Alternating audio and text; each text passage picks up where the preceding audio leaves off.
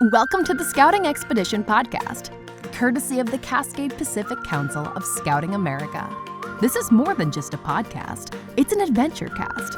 Here we'll share stories and insights about the lifelong adventure, real-world grit, and personal growth only found through scouting here in the Cascade Pacific Council. We'll have guests here indoors, but also head outdoors to meet those that make the Scouting Expedition come to life for thousands of local youth here in Northwest Oregon and Southwest Washington. Each episode will start with the latest news, reminders, and important deadlines for our families, scouts, leaders, and volunteers, so you can just take a quick listen or watch in a way that's convenient for you. Then we'll dive into the topic of the day. So let's get started. Hello, and welcome to the CPC Scouting Expedition podcast. My name is Emily Whittle-Perkins, and I am here with my friend Caitlyn. Caitlyn and I will be chatting about Caitlyn's experience and her website called The Courage to Heal, which is an exciting resource hub. But before we dive into that, I'm going to give a brief introduction to myself. I have no scouting background. I am married to an Eagle Scout, and my brothers are Eagle Scouts. But other than that, I have very little experience. And so these past 7 months have been an exciting whirlwind of learning and kind of merging my expertise. My expertise is in counseling. So I, previously to this position, was a school counselor for a number of years. And prior to that, I was an educator. I taught 5th grade for a number of years and left education to another great field of the Scouts. So my role is the council safeguarding officer, and my job is all about keeping kids safe, prevention and intervention, and working with units to help bolster their safety infrastructure. I am available at your disposal, really. So if you have any need that you need extra support, you need training, you need education, please get in contact with me and I can provide that information later on in the podcast. But for now, I don't want to exclude my friend Caitlyn here. Caitlyn, will you tell us a little bit about your scouting background, please? Yeah, so my name is Caitlyn. I am an Eagle Scout, and I'm also an ASM for Troop 423 in Tigard. And I'm also a member of Venturing Crew 124 in Beaverton. Fantastic. How long have you been a part of Scouts? Since Girls Could Join in February of 2019. I was at that first party that we had that first night. Amazing. So you've been in Scouts, it'll be going on, math is hard, 6 years, right? Is that right? Almost 7 years? Yes, within the Scouting America program. I was involved in Scouts outside since I was 5. That's amazing. Okay, so tell us a little bit about this passion project of yours called The Courage to Heal, and what inspired you to create it. Yeah, so I attended the Linked Wood Badge course at the summit in January. And that's what kind of gave me a reason almost to do it. I had never had a reason to make this passion project be what it is. And it just kind of stemmed from the fact that there have been lots of times in scouting where either somebody I know has experienced mental health issues at camp, or even other scouts that I know have experienced them, that I wanted to give people the resources that we didn't have when we needed them the most, so that people didn't struggle like we did. I love that so much. I think we are lucky. We live in such a good time because mental health is at the center of everything we do. And it needs to be at the center of everything that we do in Scouts. And I think we're taking an important turn and important steps in the right direction to make mental health more of a priority. Absolutely. Yeah, no, I think it's so important. I think that's a big part of my job, is bringing in the mental health aspect into scouting. So you said that you were at this Wood Badge course and you saw like it opened a window for you, essentially. What was that gap that kind of inspired, or what was that like aha moment where you thought to yourself, yeah, we need to make mental health more accessible for our council? I think talking with my patrol, which in the Wood Badge program we're linked in patrols to mimic the troop program. And so within my patrol, I was talking to them about some of these mental health issues that I was experiencing within my troop. And we kind of all felt the same way, where it's, we don't know of the resources or how to go about this. And I just started looking around certain places and finding those resources and just starting to collect them and make Courage to Heal into what it is today. That's amazing. I remember you once had told me that we know how to do, as scouts, we're really good at doing physical mental health or physical first aid, right? We know what to do or how to make a tourniquet, and we know how to set a bone. But do we know mental health first aid? And that really struck me as poignant and important. I don't think many of us know how to approach mental health first aid. And so the Courage to Heal is this fantastic resource that you've compiled to kind of get to gather our bearings and say, this is a start. Here are some resources. Yeah, because a lot of people are scared to jump into mental health first aid because they don't want to say the wrong thing. But I love that. So what is the core mission or message behind the Courage to Heal, would you say? I think what I initially had as my vision for it was that all scouts should feel supported in their mental health, both youth and adult. Because just because you're adult doesn't mean you have full control of your mental health. Right. That's so true. A common myth, right? No, that's so important. So suppose someone's listening to this podcast and they pull out their phone and pull up the website. What do you hope they take away from just perusing your website and looking at these resources? I hope that they feel empowered to take action, whether that be for themselves, for somebody else that they know within their troop, or with outside of scouts even. It's meant to be an encompassing resource that a lot of the helpline numbers I placed on there so that those are super easy and accessible. And a lot of the resources included in that website can be applied outside of scouting. Scouting was just the basis for it. I love that. And a needed tool for scouts, right? I love that. Can you walk us through some of the main sections or maybe even the tools of the website that you've provided? It is very user-friendly and it is beautifully put together. What are some of those tools that you've provided? You said phone numbers, right? What else? So I included one of the big ones that's scout-related is the Scouts First Helpline, because when we had stuff going on in our troop, we didn't know what that one number was. We didn't know what they could do. So those are some of the main numbers on the first page. There are also mini trainings, as I call them, for both scout and adult leaders, talking about things like the algae method and other resources that scouts and adults could use. There are also some mental health moments included on the website. Those are very similar to our safety moments, but directly related to mental health so that they could be given.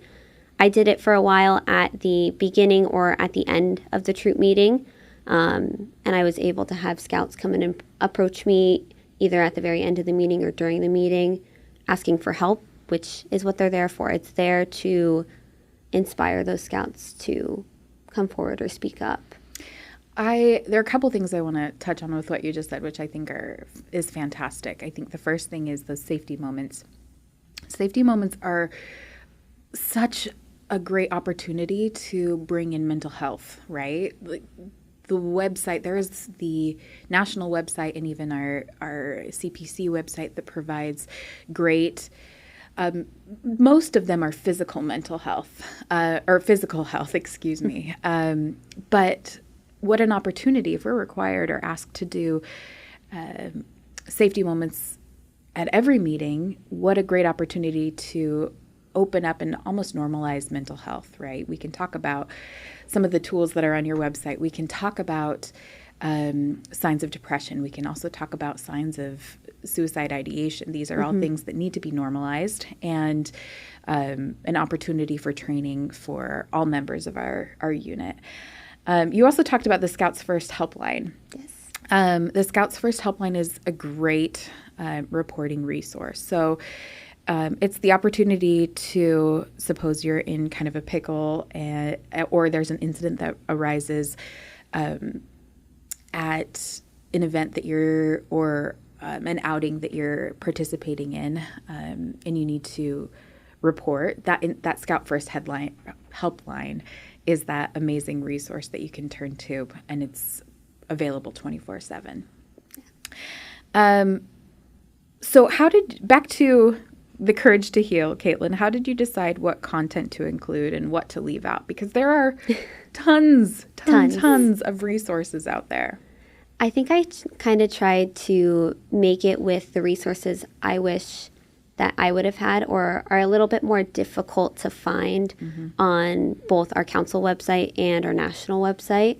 One of the big things that I wanted to be included was what's commonly known, informally known as like a scouting IEP, the Individual Scout Advancement Plan. That's right. For steps on how to go about getting one for a scout, or the options that an individual advancement plan is not the only option.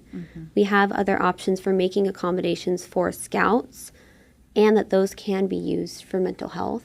I even put a few examples down there of less common ones that you might think of. One of the ones included is for eating disorders, because those can still be prevalent in scouting, and sometimes certain things can be really difficult. That's right.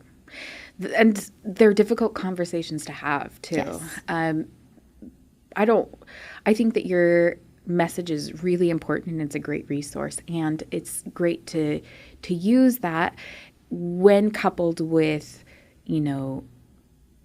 when you've talked to your committee members and when you've talked to, use me as a resource. If you have concerns about a scout who has an eating disorder and you don't know what to do, please look on Caitlyn's website and please contact me. It's supposed to be a stepping stone, so that if you're completely unsure of like what it is or how to reach out, you can look at that information and kind of see what the process looks like, so that you're able to take the next step. What a great resource it is, too. I can't sing Caitlyn's praises enough, because it really is. We didn't ask her to do this. That's the amazing thing. Caitlyn came to me and was like, hey, I made this website and I'd love for the council to use it. And I was just kind of blown away. I was blown away, because this is her passion project. It is a gap that she noticed that was in the Scouts, and she aimed to fill herself. So I'm just inspired by it. So Caitlyn, what impact do you hope that the Courage to Heal will have on the scouting community? I hope that it encourages empowerment. I think that's the biggest thing, is just getting scouts talking about it, just getting scouters talking about it. I want it to be so that it feels comfortable and not this taboo topic that it's been for so long, so many years, that it makes it difficult for somebody to speak up and say something. That it's that big saying that we always hear, see something, say something, that it's making or encouraging people to feel. And even for us, we're all supposed to be prepared. But how can we be prepared for mental health at camp? If we don't have the tools, if we don't have the training, right? I think that is so important. I think that Courage to Heal is another layer of being prepared. Are we able to heal ourselves? Do we have the courage to heal ourselves? Do we have the courage to intervene when our youth is expressing some signs of mental health crises or even a sign of mental health decline. These are all the courage to heal is this opportunity, this way that we can become more proficient in our own mental health and in supporting others who may be struggling with their mental health. So I think it's really great. How do you? Yeah, no, I think that it's amazing. How do you hope this website supports survivors, even survivors of mental health, survivors of abuse, survivors of fill in the blank? How do you hope that your website will help these people, directly or indirectly? That's a really great question. I think it gives an opportunity to make people feel seen. Mm-hmm. Give something that shows that, hey, somebody else is talking about this. Well, if somebody else is talking about it, can I talk about it too? Mm-hmm. Can I talk about my experience? Because if we're starting with mental health, there's no way to know how it would extend to abuse or other things like that as well. Mm-hmm. That once we start talking about it, it ends up being a snowball effect and bringing other things with it. That I think the biggest thing for me is making sure Scouts feel seen. Mm-hmm. And it normalizes things, right? We've talked briefly about it, but the more we talk about mental health, the more we are vulnerable with our own mental health, mm-hmm. the more it will inspire our youth to talk about mental health. I think it is a change in culture that we have seen these past 10 years where we are deeply normalizing mental health and saying to others, not just youth, but to all people, mm-hmm. that it's okay to not have great mental health. Yes. And also, you're not alone. And also, if you are struggling with your mental health, let's find you the resources and the tools to get you to a better place. Yeah. This Courage to Heal is that stepping stone, like you were saying, that opportunity to start a conversation, to be vulnerable, to link people to additional tools, and to be the powerful tool that it is. Okay, so how might a Scout leader use this website in their day-to-day work with youth? I think how I initially had it look was so that somebody, Scout or a Scout or adult, could take a look at it, review it, kind of internalize it, and take a moment to feel what it means for them, and then connect with their Scouts about it. Mm-hmm. Present it to their PLC, to even other Scouts within the troop. I think that was my initial goal, because within the website, the adult leaders portion and the Scout leaders portion, they're different. I built with intention that the Scout leader section could be read by Scouts so that they could understand it and make sense of it. Mm-hmm. And the language is also changed too, that the adult leaders could give this resource to Scouts, and I intended it so that the Scouts could jump into with them and kind of all form this community. And so you're saying there is different resources and different language that's used with the Scout section and then the adult leader section. Is that right? Yes, they are the same wording. Essentially, they are the same information within that section. Even like the images included in those sections are the exact same. The meaning that each are supposed to get behind that section are different. The language and wording I made different so that a middle schooler doesn't need to have the same comprehension as, let's say, a high schooler or an adult. They're made to be a little bit differently, so each Scout or Scouter could take action how they're comfortable without having to rely on, I don't know what this means, or I don't understand how this is worded. Because so many of the mental health resources on even our council website or national website, or just on Google, they're all worded for adults. that I wanted to provide resources that Scouts could understand, that Scouts could implement within their troops or within their crews, that they could understand. I love that so much because if you think about it, comprehension is a barrier. If we have a youth who is struggling with their mental health and they go on one of those websites that is aimed towards adults and they start reading and they don't understand it, they're not going to keep reading. And so this is an opportunity for youth to be met at their level. And I love that you put the forethought into that. And it just really shows that you deeply understand the youth and their needs, and then also the adult and their needs, because I think you're at the prime time in your life where you understand both of those things. I think as the older you get, the more difficult it is to kind of understand and connect with the youth. It can be for some people. But you are at this time where you're like, hey, a handful of years ago, I was a youth, and now I'm an ASM, and I have the ability to kind of, it is that stepping stone. You are that stepping stone. I think that that's fantastic.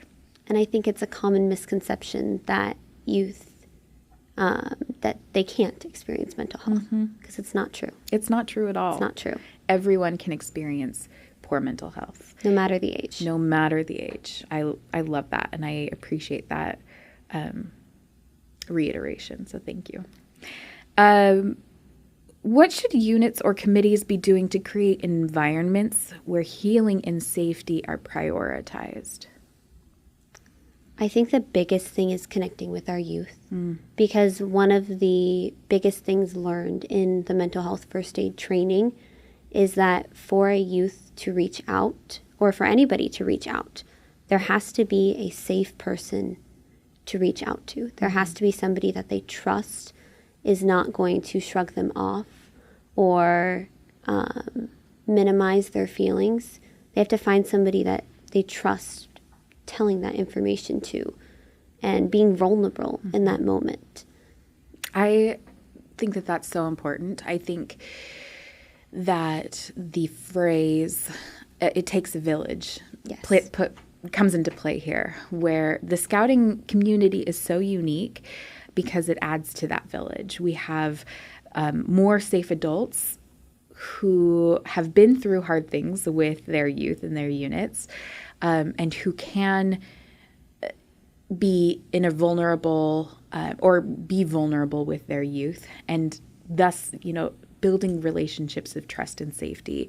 That is huge. In everything that we do, it should be founded on relationships. And if we have a positive relationships with the Scouts that we serve, then that opens opportunities for these difficult conversations.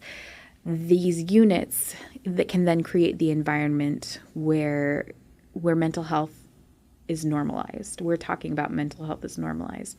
Where having, a brief check-in with someone who you are concerned about is normalized. Where our own vulnerability is normalized. This is also important, and our units and committees should be doing, because it is all about the relationship. And noticing when somebody isn't acting like themselves. Yeah. Really, they are the ultimate first responders, right? Yes. Our adult leaders are the ones who will notice and who should notice, because they have a relationship with the youth and because they know what's normal for that youth. And so when they see something a behavior that's off, we expect them to intervene. We expect them to say, hey, how are you doing? I noticed you're kind of off today. I mean, in so many words. Or, hey, I noticed that you may be struggling. Is everything okay? What can I do to help? How's your family? Do you need any additional support? These are all great ways to make these connections with our youth. Yes. And by looking at this website, and all these resources that Scouting offers, it makes it so that people can talk about it, that they can notice those differences and be involved with the youth. And you don't have to be a mental health professional to notice when something's off. I mean, if you're with them weekly minimum or even more than that on campouts, you kind of get to know the scouts, that you can kind of see when they're off. And it doesn't mean by asking, hey, what's going on, or how can I help? You don't have to be their therapist or stuff like that. You're that first stepping stone to encourage them to reach out for more support or to help them get the help that they need. And if you have a relationship, it's relatively easy, right? I get that it can be difficult, but it's easier when you have that relationship already established. It's easier to ask a difficult question when you know the kid and when you care about the kid. I think it's so important, all of this. Okay. Do you envision expanding or adding new features to your site in the future? I would love to. As feedback comes into me, I love taking feedback, both positive and constructive feedback, so that it can continue to grow and become a great resource for everybody, and not just the topics that I chose for what were important to me. I would love to expand it to become further. I would love to increase our mental health first aid programs within the council, and honestly, even up to national level. It's so important. And I think starting the conversation is the most important part. That getting that out of the way kind of feels like the easier part, and growing it is the harder and more challenging part, and making it into something that, like you were saying, becomes normalized, becomes something that Scouters both in and out of our council can experience. That would be amazing if it became such a powerful tool that they implemented it in national. Yeah. But what a blessing it is to have it accessible for us here at Cascade Pacific Council. You said you were interested in feedback. So how can leaders and volunteers support your mission and or contribute? Feedback being one of them? Yeah, I haven't really thought about that a whole bunch. I think just even spreading the word, if you like it, if you like what's going on.